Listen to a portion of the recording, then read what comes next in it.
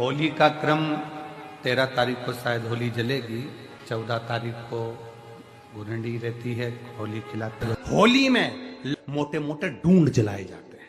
डूंडा की राख तैयार होती है, उसका कालापन जो तैयार होता है उसको उठाकर ले आए और कपड़े में उसको छान कर राख तैयार कर 3-4 बार छानने के बाद उस भस्म को 12 बजे से 1 बजे के बीच में शिव जी को समर्पित कर देता है और उस भस्म को उठाकर उसमें घी मिलाकर मस्तक पर तिलक लगाकर चले जाता है। वो जिंदगी में कभी हार नहीं सकता, विजय ही पाता रहता है, उसकी कभी हार नहीं हो सकता।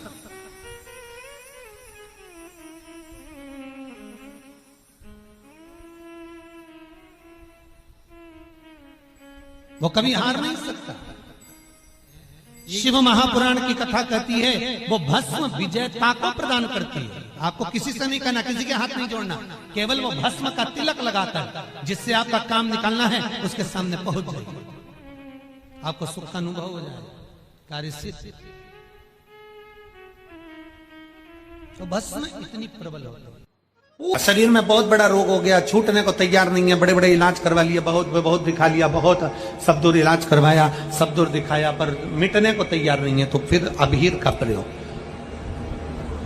एक चावल का दाना, एक श्वेत पुष्प और अबीर भगवान शंकर को समर्पित कर धीरे धीरे धीरे धीरे शरीर का रोग अपने आप समाप्त होना प्रारंभ हो जाए। पूरी कहानी गलत बताई।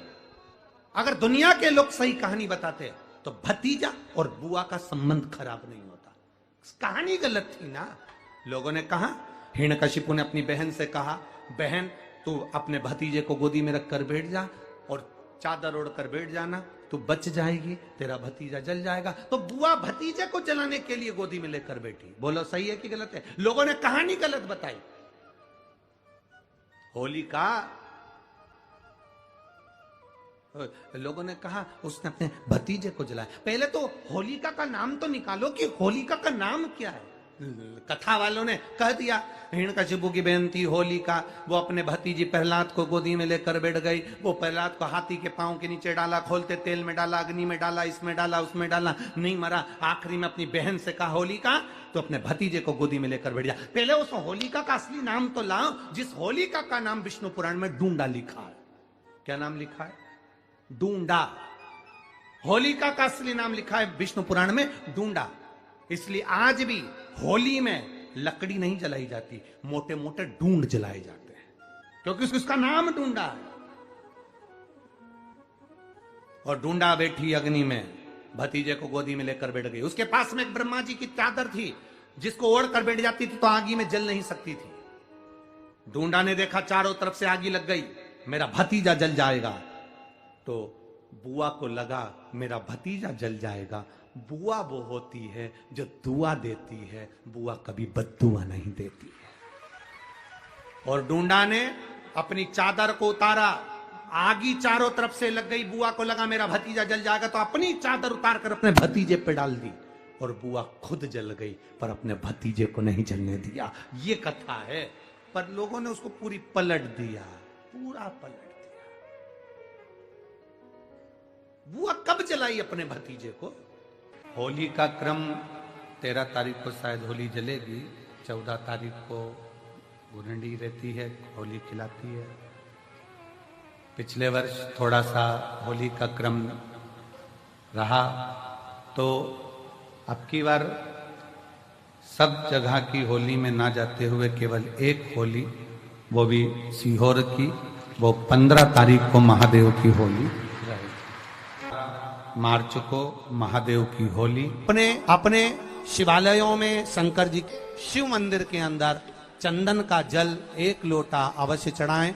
महादेव की होली अवश्य मनाएं। होली आ रही है, लगी नहीं रिया की होली जैसा है। दिवाली आती है तो लगता ही नहीं कि दिवाली जैसा है। राखी आती तो लगता ही नहीं राखी जैसा है। सारे त्योहार फीके हो गए गुरुजी। हमने कहा त्योहार फीके नहीं हुए, त्योहार का कलर फीका नहीं हुआ, त्योहार का रंग फीका नहीं हुआ है। बस त्योहार वही है, गुलाल वही है, मिठाई वही है, गुजिया पपड़िया वही है, खुरमे चकरी वही है, पपड़िया वही है, गुजिया वही है, इंसान वही है, बस बाजार में से जो रौनक समाप्त नहीं हुई है, रौनक आपके भीतर की समाप्त हो गई। आपके भीतर इतनी ईर्ष्या भराती गई, इतनी ईर्ष्या भराती गई, इतनी ईर्ष्या भराती गई कि वो ईर्ष्या के कारण, उस अहंकार के कारण, उस अहम के कारण तुम एक दूसरे से मिलना पसंद नहीं कर पाते। पहले के लोग कहते थे हमारे यहाँ जब होली होती थी इतने लोग आते थे, मिलने जाते थे, गुलाल लेकर जाते थे। आजकल तो कोई दिखता नहीं है। कारण केवल इतना सा है, तुम्हारा अहंकार, तुम्हारा ईगो, तुम्हारा अभिमान तुम्हें अपने घर से बाहर नहीं निकालता। तुम घर से बाहर नहीं निकलते अपने अहंकार के कारण, अपनी काया के कारण, अपनी अभिमतता के कारण। आप दूसरे से मिलना पसंद नहीं करते। जरा सा कोई ने कलर लगाया तुम्हें क्रोध आ गया, जरा सा किसी ने गुलाल लगाया तुम्हें गुस्सा आ गया, जरा सा कोई आया भाभी जी भैया जी करके गुलाल लगा गया, तुम न न न न न न न न न न कहां जाओ। इतने वीआईपी हो गए, इतने वीआईपी हो गए, इतने वीआईपी हो गए कि अपने त्योहारों से भी दूर हो गए।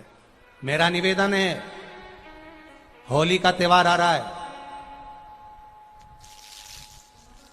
उस फागुन के त्योहार में मेरा देवाधिदेव महादेव माता पार्वती के साथ होली खेलता है, मेरा कृष्ण कन्हैया राधा रानी के साथ होली खेलता है।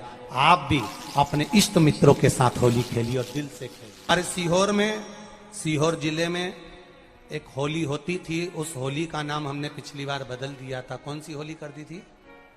महादेव की होली। पिछली बार हमारे सीहोर जिले में हमेशा होती आई थी वो होली, थोड़ा उसका नाम हमने चेंज कर दिया था तो उसको महादेव की होली कर दिया था। मेरे सीहोर जिले के रहने वाले सभी रहवासियों से, जिले भर के निवासियों से निवेदन करना चाहूंगा, वो पुरानी होली को बंद कर महादेव की होली नाम दिया गया है। शिव मंदिर में जाना है, चंदन का जल शिव जी को 1 लोटा चढ़ाना। एक बात अपनी जिंदगी में उतार कर रखो, शंकर भगवान को घी का दिया भी लगाओ तो तुम्हारे घर में जो असली घी हो, थोड़ा सा भले 1 बत्ती लगाओ, भले इतनी सी बत्ती जलाओ, पर असली घी की जलाओ। शिव जी को अगर चंदन भी लगा रहे हो तो असली लगाओ। शंकर भगवान को चावल भी चढ़ा रहे हो तो असली चढ़ाओ। शंकर भगवान को अगर अष्टगंध भी चढ़ा रहे हो तो असली चढ़ाओ। केमिकल का कोई चीज मेरे महादेव को मत चढ़ाओ जिससे भगवान शिव की मूर्ति नष्ट हो। ऐसी कोई चीज मेरे महादेव को ना चढ़ाओ। अगर शंकर भगवान के साथ आप होली खेल रहे हो तो चंदन का पानी शंकर भगवान को चढ़ाइए, अष्टगंध का जल भगवान शिव को चढ़ाइए। तो करो तैयारी, आ रहा है त्रिपुंड धारी महादेव की होली। बड़े आनंद के साथ मेरा निवेदन, अपने शिवालयों में, शंकर जी के मंदिरों में, सीहोर जिले के प्रत्येक शिव मंदिर के अंदर चंदन का जल 1 लोटा अवश्य चढ़ाएं, महादेव की होली अवश्य मनाएं। और भाव के साथ 5 मंदिर हम भी जाएंगे, कोई जुलूस नहीं, कोई क्रम नहीं, बस बाबा को आराम से जल चढ़ाना ही एक नियम है और बाबा को जल चढ़ाएंगे। आप सब बड़े आनंद के साथ महादेव की होली का स्मरण करिए। महादेव की होली के दिन और बेलपत्री की जड़ के नीचे जाकर प्रयास करा करो कि लाल चंदन का जल, लाल चंदन को घिसकर कलश में उस चंदन को डालकर जल भरकर उसको बेलपत्री की जड़ के नीचे सींचन करने का प्रयास करा करो। है कि धीरे धीरे कर कर वो दुख समाप्त होगा, वो दुख कटेगा ही। एक बहुत ध्यान देने वाली बात है कि अगर मान लो कि कहीं पैसा अटक गया है, नहीं आ रहा है, बहुत अथक प्रयास कर लिया, चंदन का जो जल होता है ये व्यक्ति के जीवन में जो धन कहीं रुक गया, अटक गया, नहीं दे रहा, बेलपत्री के वृक्ष के नीचे, जड़ के नीचे सींचन करने से वो प्राप्त होता है। अथर्ववेद में वर्णन किया गया कि पीपल के वृक्ष की जो जड़ होती है, बेलपत्री के वृक्ष की जो जड़ होती है और आंवले के वृक्ष की जो जड़ होती है, इसके नीचे स्वर्ग का निवास होता है। किसका निवास है? स्वर्ग का निवास। जहां पर ये वृक्ष होता है और उस वृक्ष के नीचे बैठकर हम जब किस जल का सिंचन कर रहे हैं। जैसे अभी आपको कहा था कि जल में अगर लाल चंदन मिला हो और आप बेलपत्री के जड़ में सिंचन कर रहे हैं तो लक्ष्मी की आवक बढ़ेगी। कहीं पैसा अपना अटक गया, नहीं आ रहा, आएगा। पीपल की जड़ में इत्र का जल, पीपल की जो जड़ होती है उसमें इत्र का पानी, थोड़ा सा जल उसमें थोड़ा सा इत्र का भाग हो महाराज, और आप भगवान पीपल देव, पिपलेश्वर महादेव का स्मरण कर कर पीपल की जड़ में अगर जल चढ़ा रहे हैं और मान लो शरीर में कोई कष्ट हो गया है, शरीर में कोई रोग हो गया है, कोई मालूम पड़े ये हाथ 4 दिन से दुख रहा है या 4 दिन से ये नस दब गई है या ये कमर दब रही है, तो आप 2-4 दिन कर देखो। कलश के अंदर जल, जल में इत्र का थोड़ा सा भाग, पीपल की जड़ के नीचे आप उसका सिंचन करिए पिपलेश्वर महादेव के नाम से। उस जल को थोड़ा सा भाग लेकर आ जाओ उसी में से जो चढ़ाया है, और उस स्थान पर जहां कष्ट है उसको लगाना प्रारंभ करिए। 2 दिन 3 दिन कर देखो। प्रैक्टिकल करने में क्या जाता है, सियोर वाला महाराज झूठ बोल रहा हो तो। कभी कभी अगर ऐसा लगे जीवन में कि दुख बहुत ज्यादा आ गया है, बहुत तकलीफ आ गई है, तो लाल चंदन को घिसकर उस लाल चंदन का लेपन भगवान शंकर पर कर कर फिर पानी चढ़ाओ। अगर कोई संकट भारी है और निकट रहा, जैसे किसी नारी का गर्भ नहीं ठहर रहा, 15 साल हो गए, 20 साल हो गए, 25 साल, जैसे इसने लिखा एक माता ने कि 18 साल की बेटी हो गई थी पर संतान में पुत्र नहीं, तो उसने भाव से कथा सुनी। ऐसे आपके भीतर अगर 20 साल हो गए, 25 साल हो गए, 30 साल हो गए, संतान का सुख ही नहीं है, लाल चंदन का लेपन बाबा भोलेनाथ पर करना प्रारंभ करो। पीठिका पर लाल चंदन का लेपन करना प्रारंभ करो। लाल चंदन से बाबा का श्रृंगार करना प्रारंभ करो। एक बेलपत्री पर लाल चंदन, दोनों पत्ती नीचे वाली, जो नीचे की जो 2 पत्ती होती है इस पे लाल चंदन, और बीच वाली पत्ती पर पीला चंदन लगाकर बाबा के शिवलिंग को समर्पित करिए। बाबा से प्रार्थना करिए, रोज प्रार्थना करो। परंतु एक बात का स्मरण रहे, 25 साल हो गए, 20 साल हो गए, 30 साल हो गए, संतान नहीं, तो पहले जल से अभिषेक कराना, अभिषेक कराकर उस जल का आचमन करने के बाद हाथ को खासा करना, धोना, उसके बाद में फिर वापिस बाबा का स्नान कराओ, फिर चंदन का लेपन कराओ, फिर 1 लोटा जल चढ़ाकर बाबा का स्नान कराओ। बाबा का बड़ा सुंदर भाव से लाल चंदन से जो अभिषेक करता है, बाबा को लेपन कर कर फिर जल चढ़ समर्पित करता है, निश्चित है उसकी गोदी मेरा देव अधिदेव महादेव जरूर भरता है। ये निश्चितता है।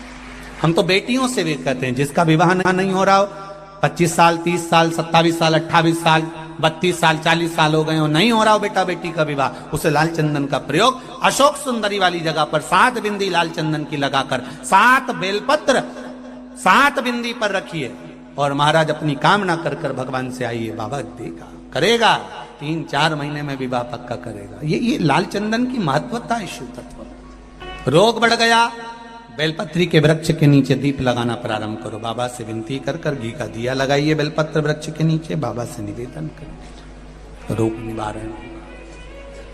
कि एक बार पांडवों ने अश्वमेध, एक बार आवर्त महोत्सव रखा और एक यज्ञ रखा। उस यज्ञ का नियम था, पहले जो यज्ञ होते थे उन यज्ञ का नियम था, यज्ञ में घंटा लगता था। वो यज्ञ की जैसी पूर्णाहुति होती थी तो यज्ञ का घंटा अपने आप बज जाता था, अपने आप बजता था, उसे बजाता कोई नहीं था, अपने आप बजता। आज यज्ञ का घंटा नहीं बजा तो युधिष्ठिर ने पंडितों से पूछा, ब्राह्मणों आपने यज्ञ करवाया पर ये यज्ञ का घंटा नहीं बजा। ब्राह्मणों ने कहा, हमने तो यज्ञ अच्छा करवाया पर घंटा क्यों नहीं बजा, समझ में नहीं आया। तब इतने में ब्राह्मणों में से एक ब्राह्मण यज्ञाचार्य ने कहा, मुझे लगता है यज्ञ 2 तरह का होता है, एक यज्ञ जो अग्नि में साकल्य दी जाती है तो अग्नि देवता प्रसन्न होते हैं, और दूसरा यज्ञ वो कि भंडारा किया जाए और लोगों के मुंह में भोजन दिया जाए, वो यज्ञ भी प्रबल होता है। महाराज हमको लगता है यहाँ दोनों यज्ञ हुए, एक यज्ञ आहुतियों का, एक यज्ञ भंडारे का। मुझे लगता है भंडारे में कोई भूखा रह गया है, कोई भूखा है। अब वो भूखे व्यक्ति को ढूंढो। पांडव गए और पांडव जाकर जरा पता करो कि भूखा कौन है अपने नगर में, यज्ञ का घंटा बजेगा। जाकर देखा तो एक कुटिया में एक संत बैठे हुए थे। बाबा आपने भोजन किया है? नहीं। आपने भोजन नहीं किया? नहीं। क्यों नहीं किया? मैं काय को भोजन करूं, भंडारा हो रहा, चलो भोजन करो। नहीं नहीं मैं नहीं करता। भंडारे में भोजन नहीं करोगे? नहीं। क्यों नहीं करोगे? मैं उसके घर में भोजन करता हूं जो मेरे को 108 अश्वमेध यज्ञ का पुण्य देता है। पांडव मेरे को 108 अश्वमेध यज्ञ का पुण्य दे दे, मैं उनके यहाँ भोजन कर लूंगा। अब पांडवों ने सोचा अपनी जिंदगी में पहला तो अश्वमेध यज्ञ कर रहा है और 108 अश्वमेध यज्ञ तो हमने कभी जिंदगी में नहीं करे, तो हम इसको पुण्य कहां से दे बाबा को। पांडव चले गए।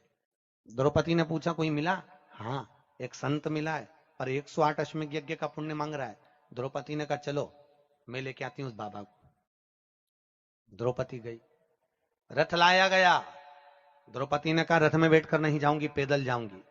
चप्पल लाई, द्रौपदी ने कहा नग्न पैर से जाऊंगी। नंगे पैर द्रौपदी उस संत के दरवाजे पर पहुंच गई। बाबा चलो हमारे यहाँ यज्ञ हुआ है, भंडारे का भोजन करना। बाबा कहते हैं द्रौपदी तुझे मालूम नहीं, मुझे 108 अश्वमेध यज्ञ का पुण्य दे दे, मैं तेरे यहाँ भोजन कर लूंगा। द्रौपदी ने कहा लो बाबा संकल्प छोड़ती हूं और 108 अश्वमेध यज्ञ का पुण्य तुमको देती हूं। संत ने कहा द्रौपदी तेरे पति ने तो कभी पूरे यज्ञ नहीं करे, तूने कब कर लिए? द्रौपदी बोली बाबा मैंने सुना है मेरे कृष्ण के मुख से, जब कोई व्यक्ति अपने घर से निकलकर किसी संत के दरवाजे पर, किसी कथा के पंडाल में, किसी मंदिर पर, किसी तीर्थ में पैदल पैदल जाता है, जितने कदम चलकर जाता है उतने अश्वमेध यज्ञ वो अपने जीवन के कर लेता है महाराज, उतने अश्वमेध यज्ञ वो अपने जीवन के करता है। और द्रौपदी ने कहा बाबा मैं तुम्हारे दरवाजे पर चलकर आई हूं, 18,000 कदम मैं चलकर तेरे दरवाजे पर पहुंची हूं, उसमें से 108 अश्वमेध यज्ञ तुमको देती हूं। संत उठकर खड़ा हो गया, द्रौपदी के यहां गया, भोजन करा तो यज्ञ का घंटा बज गया महाराज, यज्ञ का घंटा बज